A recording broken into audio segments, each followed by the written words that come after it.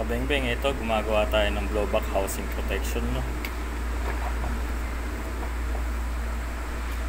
Medyo nipisan po natin, tapos nakabend po yan.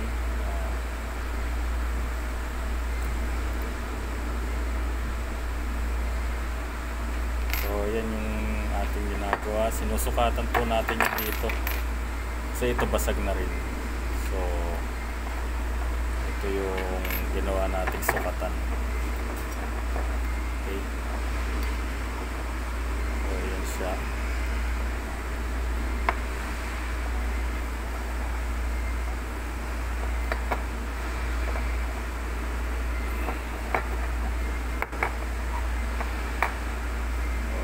Ganyan siya mga kabengbeng.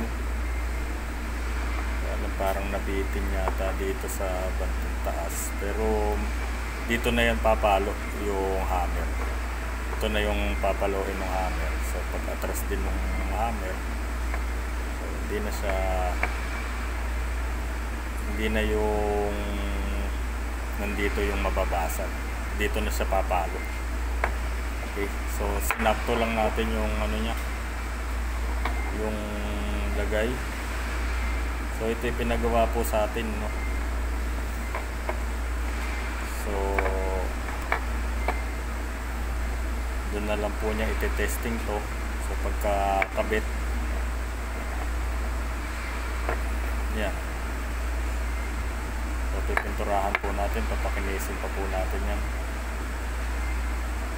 Medyo mahirap din po siyang gawin kahit maliit. Ang problema, parang lumaki yata yung butas ko dito sa tornilyuhan. So siguro hindi naman, sakto lang yan. So yan po yung ating pang Block 17 blowback housing protection, no? Mas mainam nga po talaga dito matesting muna bago, pero okay na yan. Yan siya mga kapatid.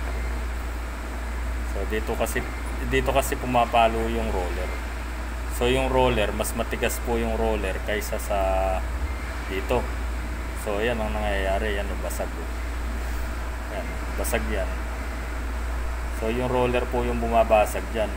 Ngayon, dito na siya tatama ngayon sa protection na nilagay natin.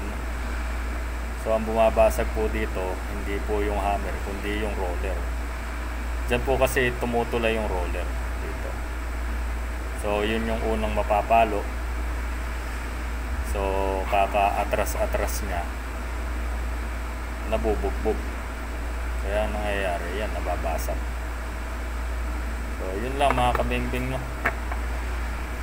So ito'y pine-perfect muna natin.